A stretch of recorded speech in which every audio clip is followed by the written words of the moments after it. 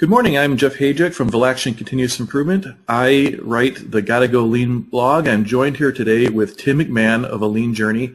For about 6 months now, we've been doing this as a monthly presentation where we get together and we just go back and forth about a series of lean topics that, or a single topic with a series of different points about it that we've found interesting. And every month we start talking about what to put in the next one. And this one was something that came up in a previous webinar. It was just the things that you can do to make your Kaizen event more successful. And with that, I'm going to go ahead and jump right into things here. So as we get started, well, Tim, why don't you go ahead and introduce yourself real quick? Sure. This is Tim McMahon, and I'd like to say good morning to everybody who's joining us. This is a common theme that we get in continuous improvement, kind of the how-to, give me the answers, and so this webinar series, we'll try to give you some of the tips that we've learned to try to keep you from making mistakes that we've seen done in practice. So again, that's Tim McMahon, and I write the leanjourney.com blog. Yep. Well, one of the things that Tim just said is about the mistakes that we've seen. I have to admit, a lot of these mistakes that we have here are mistakes that I've made in my career earlier on, and what I've been fortunate enough to do has been to learn from my mistakes and prevent repeating them. So, I joke with people when I'm in a Kaizen and leading a team that I've probably made more mistakes than the whole team combined as it will ever make, just because I've done a lot of Kaizens. And if you're not making mistakes along the way, you're not pushing yourself, you're not trying new things, so you're not going to have a perfect success rate. But the key here is to try to learn from other people, and these are some things that we've identified as problems that if you address them early on, you can raise the level of your success and get things going even better as you do things. So Tim, why don't you just talk about what Kaizen means? Sure. I think a lot of times people get hung up on the Japanese terminology, and of course we know that's where lean started. So it's important to know those roots. But Kaizen is two Japanese words that mean Kai is for change and Zen is for good. So that's really what we're talking about is the improvement. How do you make things better, easier, less mistakes? Make your day more pleasurable and make your experience better. And the nice thing about it is, as you get into that Kaizen mentality, people start having more control over their jobs. And one of the things that you'll find is a common theme about what I write about, and Tim doesn't address it as much as I do, but I mean, in talking about how he addresses it, but you'll see it in his writings too. And there's a focus on respect for people, and that really translates to job satisfaction. And the more you can get people satisfied in their jobs and liking what they're doing, the more they're going to do it. And it just makes it's just common sense. If people enjoy their job, they like what they're doing, they have fun with it, they're going to be more inspired to do those things that you want them to do. So as a leader, if you want to get the most out of your team, make it fun for them, make them enjoy it, and make them satisfied in the work that they're doing. So as we talk about Kaizen, the term Kaizen as a translated term that has come into common use, it's not always used the same by every person. So in the strictest sense, Kaizen is just a change for the better. And that means that there's several different layers of Kaizen in it. And the first one is this idea of daily improvement.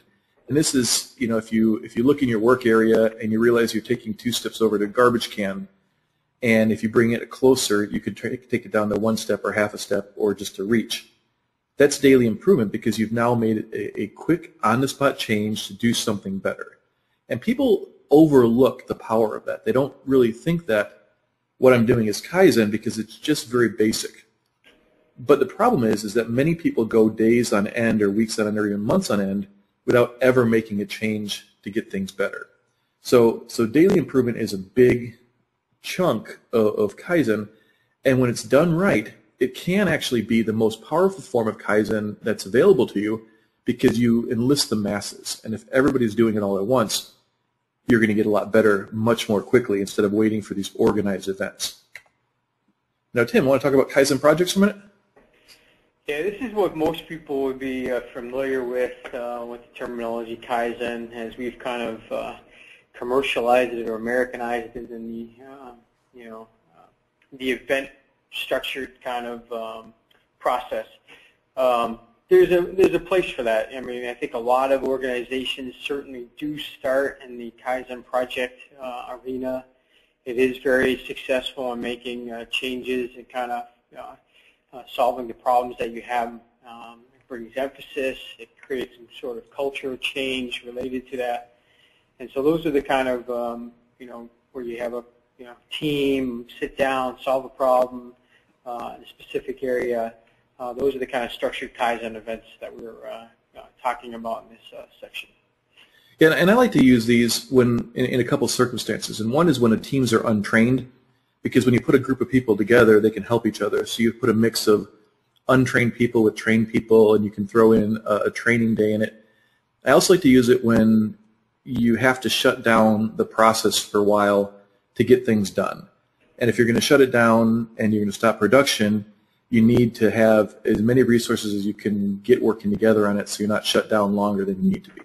So those are the two main reasons that I recommend those, or when you need a very quick change, if there's a customer problem that's been suddenly has come up. So there's a couple of situations where you really want to do the Kaizen, but it does fill this gap, and it creates this this tool that you have between the small versions and then the big improvement initiatives. And these initiatives are more the long-term projects that you see, and in the best case, the most extensive application, these improvement initiatives are called Kaikaku, and I'm not sure if I'm going to say that right or not, but basically that's revolutionary change. That's like Kaizen to an extreme, where you're actually changing the way you do business, not just changing the process. Instead of evolutionary, which might be Kaizen, this would be revolutionary, dramatic change. Right. I think it's important to note that many companies start in the middle of this Kaizen project activity, and we kind of know Lean's a journey, but one of the improvement steps you go through along this journey is to branch out both into daily improvement and into strategic initiatives, strategic improvements. But you never really replace the middle projects necessarily, but you certainly don't start necessarily with daily small incremental improvements or strategy, and most companies don't do that. But certainly that's where you'd want to end up hitting all three areas of improvement. Yeah, and that's where it goes to this next one is like, why are you actually doing Kaizen? And the first one, the obvious one, is you want to improve. You want to make big changes that are going to make the processes run smoothly. But what Tim was talking about there, and this is just a nice transition into this, it's also about teaching. So the reason why you don't start with daily improvement is that people generally don't know how to go through the problem-solving steps, where to find the tools that they need, who to ask questions to, what the policies and processes are, and all those things that you learn in a structured Kaizen event when you have a coach available to you. So the Kaizen event really works at teaching people and making the improvements. But this is a big one. And Tim, why don't you touch on this? This is the purpose of Kaizen. Yeah, I think, it's really about these elements combining and the teamwork. But certainly you need the element of continuous improvement, daily, incremental, every day. Use it as a teaching opportunity. I think as you alluded to, Jeff, not every time are you going to be successful, but what are you doing to learn from those failures? And that's the culture you want to embed in the company, is that you got to do something every day, and you got to learn from both the things you're doing well, but the things that you have opportunities to improve on. And that's really the sense of why you want to do Kaizen. It helps facilitate that culture change. And Kaizen also creates a sense of responsibility. So if you're if you're in a traditional company where a lot of the changes are, engineers come down and make the changes, or managers decide on a new policy or process, it's difficult to take that organization and leap into a situation where you tell people, take responsibility for your processes. You have the authority now, you have the autonomy to make changes, without giving them a tool to kind of cut their teeth on that and actually do it. And that's one of the great things about a Kaizen, is it's like training wheels on improvement, because you do have a bunch of people around you to help make things easier more quickly and get better at the process of process improvement. And the other things that it does for you is there's this idea of cross-functional teams. And without creating project teams, you often never encounter people in other work areas. And if you talk to many frontline employees, in the course of their work, they're very isolated. They may have one or two people they talk to. Accounting may talk to somebody in order entry regularly, but they never hit people in marketing and very seldom talk to purchasing or anything like that. So this cross-functional team gives people a broader perspective. And Tim? Yeah, I've found, at least in my experience, that certainly Kaizen is a very useful lever to break the traditional organizational hierarchy or silos that you find. And really, Kaizen gets you to look across the entire value stream. That's your first kind of stab into looking at what the customer really wants, cross-functional, multi-level improvement teams trying to do what they think is the best for the customer. And there's also this, I go back to this whole job satisfaction thing, and I keep throwing this in there. When you talk about job satisfaction, it's not just for frontline employees, it's also for managers. Managers, the more satisfied a manager is in their job, the better the organization runs, just as it does for frontline employees who are satisfied in their jobs. Frontline employees who are satisfied do better things for customers. Customers much prefer to talk to somebody who looks like they like their job than to somebody who's bitter and resentful. And the idea of these multi-level teams, when you have managers and executives in the same team as assembly specialists, say, you have this level of contact and coordination that you just don't get sitting in a company meeting or passing in a hall. A Kaizen is a very intense week, and you get to know people very well, and you talk a lot during that week. And you may have an executive with, like I said, an assembly specialist working together on a project, and it gives them access to each other in a way that you just don't get anywhere else. And that access gives you a lot of information about what's important to people, how they think, what they know about the company, why you're doing things the way you are, why people feel the way they do. And that multi-level cooperation goes much deeper than just the benefit you get in a simple Kaizen. So that extends out, and that's where we talk about this building culture. It goes way beyond just that first, that week you're spending time together. And this leads us into the actual things that you can do differently. So with that background, we're going to jump into it, and Tim's going to talk about the ideas about a charter. So now that we got you turned on to wanting to do Kaizen in your own company or organization, we're going to talk about several steps to take in order to be successful. So one thing you want to avoid is not having some sort of framework, which I refer to as a charter. You see this a lot in lean methodology and Six Sigma approaches. Some sort of project plan, kind of your contract with the both management team and the team members that you're going to have on this project to say, well, what is the scope, what's the framework, who's going to be on it, how long we're going to work on this activity. This creates some sort of common bond, common language, common starting point for everybody.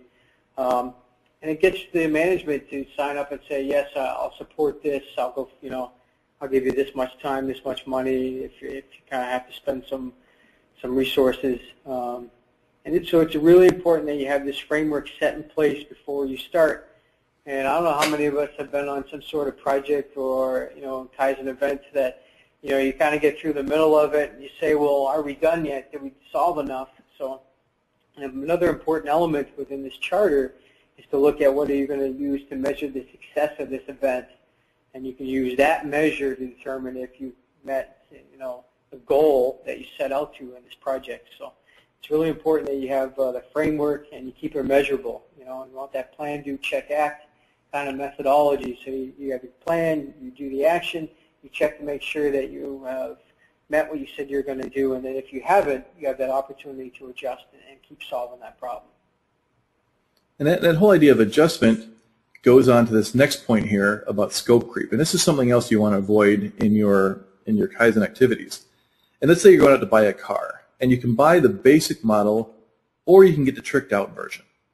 And that's kind of what happens with Kaizen. You go and you set your charter, and you come up with the list of things you want to do, and along the way what you start finding is that if I just add a little bit here, we can get this big gain.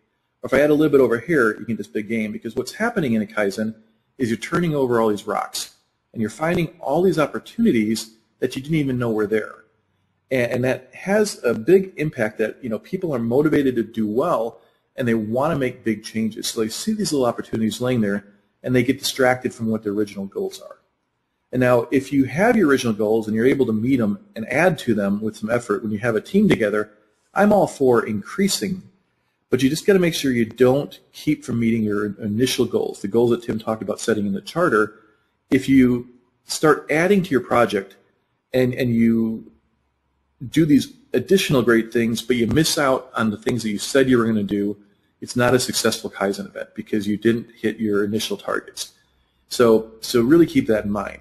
Now, you may have to adjust the initial charter if you find out that what you chose to do was wrong. But if you do good planning, you're generally going to be on base with your initial targets. And you may have all these additional great things done, but you still have the original problems and you have to go back and address it again. So you're better off making sure that you don't go beyond the ability to meet all your commitments. And I like to use things like Kaizen newspapers, and you put all the different projects you're doing up on the board. You know, you make sure you get good project management and organization to have all the projects you're going to address tracked and assign time to it, and that way you'll know whether or not you're gonna be able to take on these additional tasks. So if you add a task in, think about what you have to do to get it done, and if you don't have the time to do it, you have to table it for later efforts. I'm not sure what your take is on this, but I think adjustment is necessary. But certainly what you want to do is have an agreed-upon adjustment if you need to do that. So is there a method that you use if you have to rescope an event? Well, generally, you know, as you do the charter, this goes back to the charters, you have a series of people who are all the primary stakeholders or the champion or the process owner, and you really want to go back and you want to get agreement on changing the charter. So if you can get everybody to agree to change the charter, it's not really scope creep, it's scope alteration. You know, you've got that commitment and that agreement that you know now you're not going to hit these 3 things, but you're going to hit these 5 things instead. So absolutely, you got to be able to change your charter and be flexible. But I'm talking more about scope creep is when you keep adding those little things that you find, and it makes you miss your initial targets. Yep. And that's really what we're talking about here.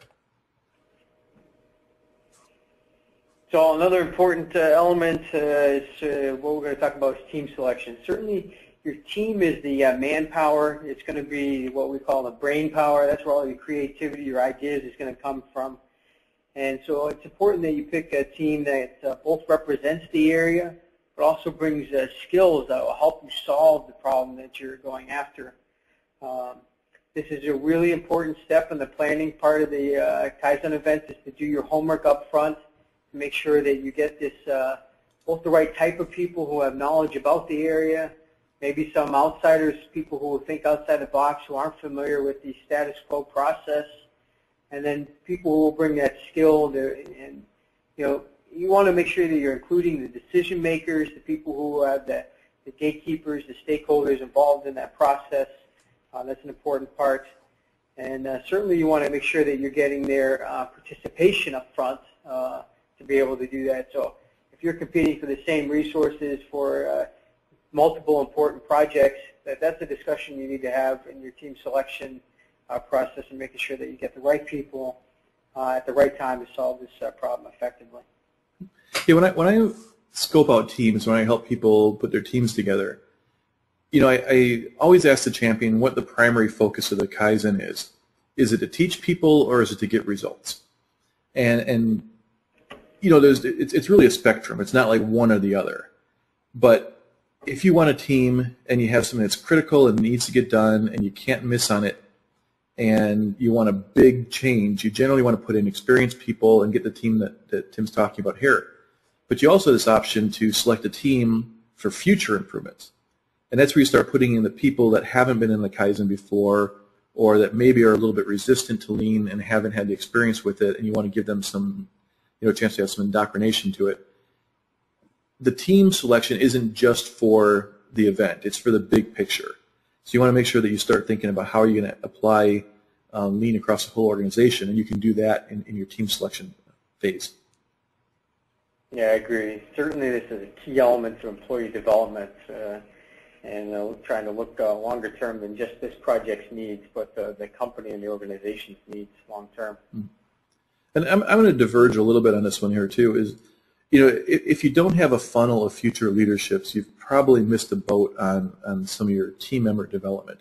Because you start thinking about how are you going to have people who are going to be leading the company in 5, 6, 7 years from now, a lot of the times it comes from internal. So, in the role that Tim's in now, if we go back, depending on what his career path goes, 5 years from now, if we're still doing this, I may be talking to, the chief operations officer instead of the role he's in right now. So, Tim's going to be on some kind of career development path. But the idea here is you got to be looking forward, and one of the key things you get out of Kaizens too is that relationship building. So as you put a person in, you get a marketing manager and a supervisor in, a different organization, maybe an engineering team. They get together, they can start developing a bond that's going to be useful for them over the course of the next many, many years as they both rise up in the organization. So it's a good development phase too. So think of that team selection across many different aspects of it, and often it'll be the champion pushing for that. So now I'm gonna jump in this next one, and every once in a while I like to take a little shot at Tim here, and then look at the bottom right of that. I don't know if you caught that when he was going through the. Oh, I saw it. Oh, you did? Okay. But the downside is they have to reach back 25 years to get this one here, and Tim can go back 3 times in the last decade, I think. So, but I just had to put a little shot in there. So anyway, the whole point here though is in a football game you have a winner and a loser, and one person walks away with their head held high, and the other team they walk down the path into the locker room all dejected. And if you're doing that in your Kaizen, if one group is coming out on top of the other one, you're going to run into some long-term problems in your organization. And it doesn't mean it has to balance every single time, but there has to be a feeling that I may be on the downside of it this time, but I'm going to balance out eventually. And the reason for this is that people want to feel like Kaizen is doing things good long-term. Now, most of this, when I say this, I'm not just talking about for the company. I'm talking about for individual work areas. Because as nice it is to say, let's do things that are good for the company, the fact is that most people are pretty harried in the course of their day, and something may help the company, but if their day is hard and it's going to get harder because of something, they're going to be resistant to something. And the fact is one single disgruntled person can really derail some really impressive gains that you might be making, because there's a lot of the way organizations work nowadays. There's a lot of key players who have particular roles, and if you create this win-lose situation, you tend to get you get off track, and the gains that you're making get dialed back. And a big way to do this is to really have a good understanding. A good way to prevent this is to go into the organizations that you're working with and collecting a lot of information before the Kaizen starts. If you put up a poster board, an easel with the flip charts on it, and just put a little note, and it can be handwritten and a magic marker laying next to it, that you want to what are your concerns for this Kaizen? What do you want to see out of it? And you put one of those in all the different areas that are affected. You can get a lot of feedback up front and know what's going to be considered a loss for these different groups. So I talk a lot about the global and local optima, and you may be able to save 30 minutes per unit or per item for the company by adding 10 minutes to one group, and that one group knows it's a 20-minute net gain for the company, but it's a 10-minute net loss for them, and there's got to be something to balance it out. So if you do add this other work to people, you need to make sure that they have the capacity to handle it, or you reallocate people. So if you're saving that 30 minutes, you shift somebody back over. So maybe you move somebody from one organization to the organization that's getting the work, and the company comes out ahead, the team doesn't lose, that's getting the extra work. So what do you think, Tim? Jeff, I think this is a really important point, especially when you start doing Kaizen beyond your four walls into your own your extended supply chain. If you can't create a win-win situation for a customer, supplier, or vendor, you certainly will not move forward on your Kaizen. It has to be the best situation for all parties involved, and usually the best way to consider that is the customer, right? So if you can align all your values to the customer and try to solve it there and create some sort of 50-50 sharing, I think you'll be much better off. But this is a real key point, especially when you go beyond doing Kaizens just in your own organization. Yeah, this actually is really any type of relationship, right? As you start thinking about how do you work with your teams, or even when Tim and I do these things, we have to make sure that we both get something out of it. We're both coming out ahead when we do this, or else if it doesn't benefit both of us to do this time and effort that we commit to this kind of presentation, we wouldn't want to be continuing to do it. So you got to create these win-win situations in any kind of partnership, any kind of work association, or even personal relationships, or else they tend to dwindle and fail over the period of time.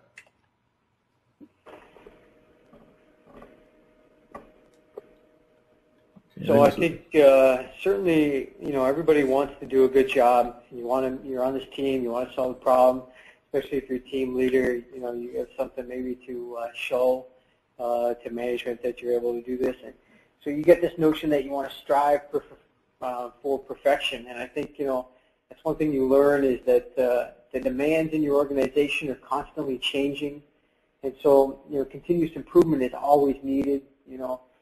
You're constantly going to be going back and revisiting this approach and improving. So I'm always asked, well, when are you done? Well, I think you set up that charter, you have that measurable, but you sometimes still within some time frame you can't solve everything you'd like to within that project, but you're close enough. And I kind of use the 80% rule. If you've got 80% accomplished, I think you're pretty close. You're going to come back and make the improvements later at some other future date. And if you're close enough, I say go with it. Striving for that, the elusive, got to have it exactly done this way, situation perfect. I solved every problem that's going to come up with. I don't have to come back here for 10 years. That's just not going to happen. So I think it's important to have a realistic goal so you don't burn out your team and that you really do solve the problems that the organization needs. But what do you do with that other 20%? There are certainly ways that you can document it through a Kaizen newspaper to kind of follow up on these activities, and you can kind of rate the importance of the follow-through activities. But if you don't follow through, that certainly can undermine the team's effectiveness and their willing to participate in the future. Nobody wants to be part of a team and have issues that they bring up and opportunities to solve problems, and they kind of feel coming out of this that they weren't heard. So it's really important that you solve as much as you can. What you can't, you come up with some way to document and look at the parking lot or a newspaper to communicate those, and come back and revisit those at some planned frequency to ensure that you're solving that.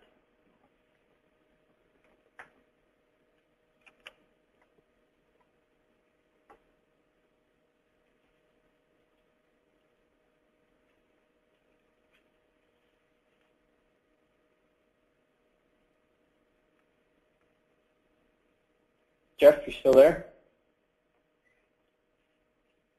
Oh, sorry.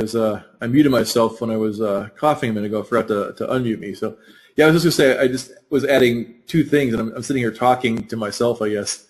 The first thing I was going to say I would add is the idea of diminishing returns. Is all the effort you have to spend past that 80% is not as effective as the energy you put in to get that first 80%. So you got to put in a lot more work, a lot more effort to make that last 20%. And when you think about things in a small sense, if you think about just the Kaizen or just the one process, you may be feeling like you're getting something out of that 20% extra effort.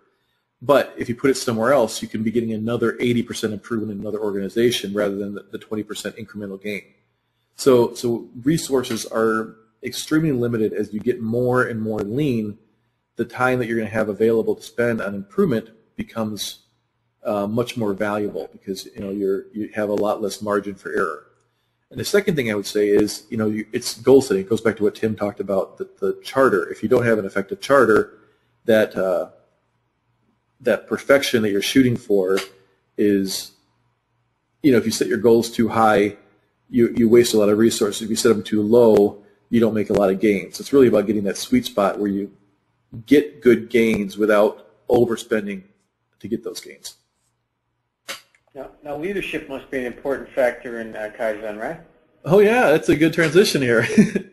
And one of the problems with leadership is when they're not committed. When there's, one of the common things I hear about leadership, and one of the common questions is, how do you get lean? How do you, and this is in general, not just in the Kaizen, but how do you make gains when your leadership team is not committed, or you feel like they're changing the rules on you along the way, or they're not, sticking by the team when there's a conflict. And I think what happens is people often confuse this idea of my leader is not committed with this idea of confliction internally. So I think about things like, Tim and I are both parents with young kids, and there's this challenge where, what is being a good father? Is it working hard and providing a good living for your children, or is it maybe backing off on the money that you're taking home and spending a lot of time with them? There's arguments to be made both ways, and I get conflicted about that. If I don't work hard, I don't make as much money, and I can't provide for my kids as well. But if I'm at work all the time, I'm not home, and I'm not helping them develop and teaching them and helping them grow.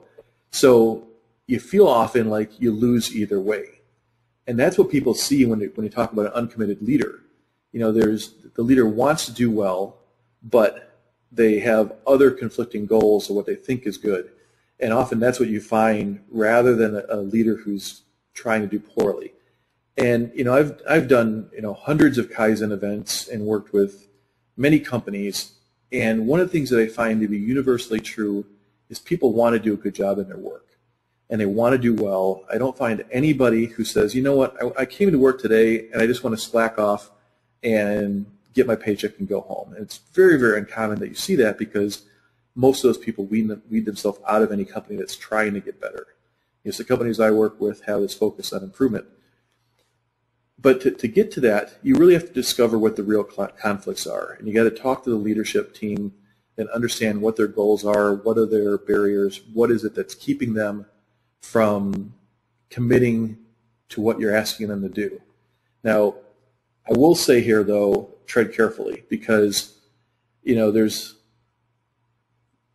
some leaders aren't the best at tact, and they do have a lot of power over many of the people on their teams. So if you get too confrontational, or you try to play psychiatrist to your boss, they may not like that. So often what you can do is you can find a mentor to help you out. And every company has somebody who is really committed to lean. You'll have somebody like Tim who isn't working directly for your champion, and he can kind of address some of these concerns and go and talk to that person. So if you can find that mentor, that's really the best way to handle this type of leadership issue. The other thing is it goes back to that charter. And if you have a charter that a leader puts a signature on, you can go back and ask the leader. So you're not really confronting them about something that you believe. You're asking them about something that they said they believed. And you can get, they tend to be more responsive with that. So Tim, you're doing a lot of this right now, aren't you? I mean, you're doing a lot of working with leaderships in the conflicts, right? Yeah, certainly. And I think what you said just now is the most critical important point, is that you try to solve this problem up front, in the planning phase, and try to get the early buy-in, acceptance as part of your chartering process. The more you can solve up front before you get into the actual event, the better off you're going to be. So try to resolve as much of that before you start as possible. That's really good advice. Okay. So you'd love to create a Kaizen event where you could get everybody to participate, but you certainly will have events where you have people who are on off shifts, or the entire department can't be involved. You have representatives participating in Kaizen events. But certainly one of the biggest factors that can derail your success in implementing the countermeasures of the Kaizen events is the non-participants. You really have to get their buy-in to supporting the team's initiatives, and really the only way to be able to do that is looking at communication. Frequent communication with the people who aren't directly involved with the actual Kaizen event, but are going to be affected by the change, is really important to make them aware of the improvements and how that's going to help them, both get their work done easier, but also make it easier for them to do the job. Nobody wants to hear that they got additional things that they got to do. But if the improvement makes it easier, helps them, hit some productivity target, if you're in manufacturing, for instance, or allows them to be more successful in responding to a customer and customer service or something, they'll relate to that and understand why you're being challenging the process and looking at opportunities to improve it. but certainly that communication is very important. Otherwise, they will resist because that's a natural human, comfort mechanism is to try to resist changes. Everybody likes their system, their comfort zone. So once you start challenging that, you really have to figure out ways to communicate with them effectively throughout the entire process.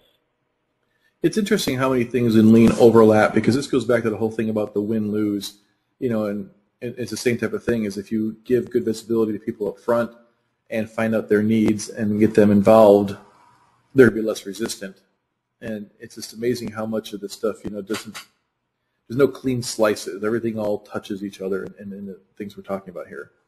And the nice thing about that is doing one thing can help you solve two different problems.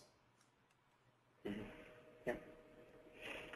Now, this is really more of a logistics issue here. When you're out on a Kaizen, it's not the time to be out scraping the bottom of the barrel for materials and tools and things like that. And as you get your company, I don't know where everybody is right now in their Lean journey, but when you find a company that's fairly advanced in it, they often have an area set aside for doing Kaizen work. It might be a workshop where you can, you have the welding equipment set up in there, and Creeform or Beeline or some of the other materials that are available for building racks, and you might have a material or a facilities team that knows how to build specialized workbenches, and you start getting much better at having the materials on hand in advance. And it comes from having like the resource area. But it comes from having a good understanding of what you might need, and that comes from experience. So the more Kaizen you do, the more you know that if I'm going to go into a assembly area that builds an electronics type of product, here are the 10 things I might need. And when you build up your resource area, you can do things like put it in Kanbans to reorder those parts, so as you need those things, you never run short. And what I'm talking about here are some of the simple things like lamination material, Velcro, and the tools like having a laminator and, this hand tools that are available, and clay for doing models, and, popsicle sticks for building up fake benches, and cardboard for doing cutouts, all the different things that you might need to have available to be really successful in your Kaizen. And, if you do order something and you don't need it, if you have a resource area, it's just there for the next team. Or if you buy something that you think you might need, you could always return it later. Of course, you got to check your purchasing agreements. But, a lot of times it's better to have things up front in case you might need it than to waste your time. Because you think about any time you waste that holds up a team, might be 6 or 7 people not getting something done, and you might end up running into problems on the back end, especially if you have a work area shut down. So just logistics, keep in mind you got to have the stuff available. Yeah, I think an important part of Kaizen is reading out the improvement that you make. And I think what we fail to do a lot of times, if you're not used to it, is you only talk about the specific event, the thing you solved, right? But, why not revisit looking at your Kaizen process as well and trying to do a lessons learned and share that best practice so other Kaizen teams can improve their process, not just the problem they're solving, but your method behind solving that problem. I'll vouch for Tim on this one. I've been watching his website. As we both started doing blogging at about the same time, and we're on different tracks right now. Tim's working for a company, so he's kind of this voice of a person internal to the company. And I diverged, and I started doing training consulting on my own. So my website has evolved into having a lot of products and sales and things on his. And he's got, he's stayed strictly to the blogging. But as you see how our websites have evolved, both of us, based on our goals of our organization, have really made changes along the way. And Tim is incorporated Facebook, and he does this. Is it a daily tip that you do on Facebook? Yeah, daily. It's a one-liner, just a quick. Here's what you can do today. So if you want to get a quick idea every day, and the fact is when you get ideas like that, you might file it away in the back of your brain, but if you signed up for it and you get those tips, eventually, if you get 220 opportunities a year to see a tip, one of them or two of them or 5 of them or 10 are going to hit the mark. So you keep that whole idea of improving, and Tim does that on his website. I'm sure he does it in his job. So he knows what he's talking about with that. Thank you. Thank you, endorsement. That's the plug for your site there. So, if you haven't done it already, sign up for Tim's Lean Journey. And what he also does, if you don't want to sign up onto Facebook, he does consolidate them all, and I like reading those, kind of go through. So he'll consolidate his lessons of the day and the tips and puts it out in his blog. So this is just to wrap up. These are the different ideas that we talked about, the 8 steps here. Are you still here with us, Tim? Yep. I think one of the important things here is to keep in mind that a lot of these revolve around step 1, really looking at the charter. These other 7 items, really you solve it as part of the chartering process. So it's real important that you do all 8, but that you make sure that you resolve it up front and do that homework. I'll do my plug and say on my website, Velaction, VELACTION.com. There is a charter you can download, and I have a lean planning checklist that you can use also. It's about it starts you out 4 weeks ahead of time and breaks down your planning steps by week to help you with that. So here's I've used Jeff's resources a number of times. I think you'll be impressed with the usability of the information. So definitely check that out. So just the follow-up information. To get more information related to this, I have the Gotta Go Lean blog. Tim has a Lean Journey. And like I said, he focuses on the articles, and he's much more regular in the posting to the blog. So he does it almost every day. You can find a new article up there. And I don't know how he fits it into his full-time job and does it. Mine, I do a lot more irregular posting, but I do a lot of additional products and services and things. So I just released 2 new DVDs. And these are actually recorded webinars. I did my training and webinars and released those as DVDs. So you can get those off of my site, and it goes in my training system. So the DVDs I offer have a PowerPoint presentation. You can get the PowerPoint presentation of the stuff in the DVD. So it's really, it's designed to go together, act as a leader's guide or as a makeup training or even to train your team up on specific concepts. As far as contact information, you can get a hold of us here. And I'll leave this up right now in case you want to jot any of this stuff down. But at this time, we have 12 more minutes that we have scheduled for today. If you have any questions about anything or comments or ideas for improvement in future ones or even ideas for our next month's webinar, or I guess it would be next month. Do we do one early in May, Tim? Or we didn't. I think we did one in April.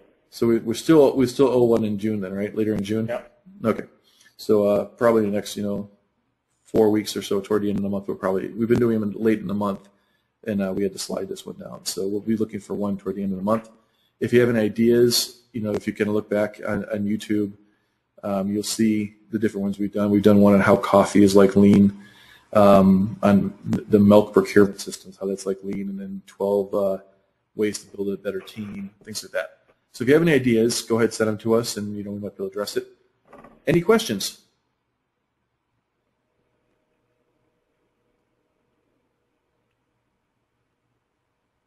I like the convenience of webinars where you can go and broadcast your information around the world. The downside is I can't look around and see if everybody's asleep at their desk or if they've all left. Okay, here's one. Here's one. I got one. Thanks, guys, for another excellent webinar. Can you give us any advice on how to move the ball on lean here at our company? We continually get pushed back because the higher-up management doesn't have the time for Kaizen team meetings.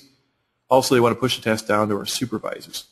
One problem, our supervisors don't have the skills or authority to make changes here at our company. Any tips? Hope this makes sense. Sorry for the long-winded question. Now, this is actually a great question, and this is probably one of the most common ones I get. It's a real challenge when you have an uncommitted leadership team, because what you're trying to do is you're trying to change. Well, here, let Tim take a crack at this one first. I'm jumping right on it. So, Tim, what do you do about uncommitted leadership? No, I agree with you. That's the most common issue I think you find in Kaizen events. They give you a problem, you wanted to solve it, but they're not necessarily involved. So, 2 things I would do: get their early support. Second is to involve them in the process. Now, it doesn't mean that you actually have to have them necessarily involved in the Kaizen team and solving the problem, because there are pros and cons to that. Sometimes if you have the boss there, the team won't open up and solve the problem. They'll deflect to that decision maker in the room to kind of do that. So you don't always want to have them participate. In some cases you can, and that can be effective. it kind of comes down to the individual and the culture of the organization. But you do want to get them to participate by doing readouts to them throughout the process and kind of keeping them in the loop, and so they can kind of see the progress the team is making or the roadblocks that are coming, and force them to kind of make a decision, how do we move forward? I mean, they do control the resources, so whether that's time, money, or people, and so it's important that you in our case, what we do generally is a daily readout. And this could be the several managers or just the one gatekeeper. But that is one way to keep them involved in the process and make sure that they are doing what they said they would do. Yeah, I agree with that, and I think the additional thing on that is really marketing. And when you're trying to convince somebody, the best way to do things is to show them and talk about the benefits. So when you say, here's lean, here's something that's great, here's what it does, it might not necessarily push somebody over the edge about what they, to get them involved with it. But when somebody sees the personal benefit in them, and I go back to this whole concept of your managers are people, and people have all their own, Maslow's hierarchy needs, where he says you have certain layers of things you have to accomplish first, and your manager may be worried about their job, and they may not be convinced that lean is the way to get to their goals met. There's lots of stuff that's been going on in their brains. And the better you market the gains you're making with the leans, the better the chance of having something strike home with them. So I recommend, all the things that Tim said in terms of getting them involved. But if all that's not working and you're still not getting any traction, do some 5S on your own desk or on the desks of people in your teams or the work area, and put a couple of Kanban cards in place for reordering, even if it's just on the front end and you're still doing things the same way on the back end of it. But the whole idea is to start making things that a manager is going to walk by and see and take note of.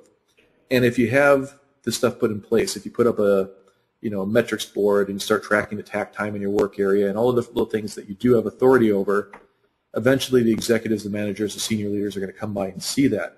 They're going to ask questions, and when you can show the productivity gains that are going to invariably come with good, successful lean efforts, they're going to start having the light bulbs come on. And the fact is not everybody is always going to get on board with it. And you may find that some people are just so resistant to it, you're not going to turn a switch on them. But what I've also found is that the people who are initially resistant, once that light bulb comes on, they can turn into the biggest advocates. So I say, if you get through all these things and you're still not making any tractions, you got to look at where you are and if it's the organization you want to be in. But that's way down the road. I think there's a lot of things you can do before that. So hopefully that answers your question on that one. Go ahead and ping us back if there's anything else you want us to touch on. Have another question here. Have you ever done a Kaizen on how to do Kaizen events? Yeah, I've actually did one.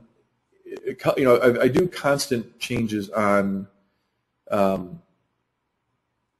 do constant changes on the processes I put in place. So, as I do training materials or the forms and tools I put on my site to help people out, I've kind of had an interesting business model that's kind of switching off from the constant Kaizens like I used to do when I was in a role similar to Tim's, to doing a lot more of webinars and developing training materials and doing DVDs and really capturing all my experience into a standard format. But what I do is I do a lot of Kaizen on the materials and try and get feedback from people and make constant daily improvements. But back when I was in a role like Tim's, I actually did a week-long Kaizen with me and a couple other Kaizen implementers and a couple of people who worked in the organization. And we went through and started on the process start to finish, created some tools to help plan it. The checklist I have on my site now is very similar to what we came up with in that company, where you have the step-by-step processes along the way. PDCA, I recommend on that, as you do a Kaizen, track the problems, and figure out how you can get those problems resolved. So Tim, why don't you add whatever you got for that? No, I agree. I think just as in the spirit of Kaizen, it's continuous improvement, make things better. So if you want to take a look at a process, business process or your improvement process, why not? I think you get that cross-functional, multi-level team together and you solve a problem. it seems very natural to do that. And also it takes understanding what you want to get out of Kaizen, your Kaizen program. So if it's hard to Kaizen something without a very clear idea of what success would look like. Right. So you start thinking about Kaizen, your Kaizen events, Kaizen programs. What is it you want to accomplish? Are you measuring on how successful the events are, on how much it turns people into advocates who do daily improvement on their own? So that's really probably the first step, is to say, what is it you want to accomplish from your Kaizen event program, and how does it fit into your big lean philosophy and your overall culture of improvement? In response to that first question was, thanks, we'll try to hit small home runs to get buy-in. Yeah, I recommend that. I recommend getting people where they're really trying to, when they start seeing these improvements, they'll be more likely to jump on board when they start seeing, especially if it's things that save them time. Find something that's a big nuisance for your manager and solve that problem using lean tools, and then market that to them. Say, hey, how we used to have to come to you with this problem? Here's a way we can get around that. And if you can start making personal impact on them, they're going to start buying in a lot better. So, think of the manager as a person and figure out what motivates that person. Any other questions? Okay, Tim, any final thoughts? No, again, I think, Kaizen is an important part of the business. Certainly, if you want to find out more information and you enjoyed the information that you saw on this webinar, certainly you can go to Jeff's site, and there's lots of information there for you to take. Some of it's free for use right away, and then so that'll get you started. And you can also continue to learn by looking at our articles both on How to Go Lean blog and a Lean Journey blog as well. And I'll be able to get this posted much more quickly now. YouTube's changed the rules on how long a video has to be, so I don't have to do any editing. I can just post the whole thing up there as is. So I'll be able to get up quickly, and Tim's been posting the PowerPoint presentations pretty quickly. So both those things should be available to you rather soon if you want to use either one of those in your organization. So with that, I'm going to go ahead and say goodbye and stop the recording and sign us off. Thanks for coming, everybody. Appreciate it. Thank you.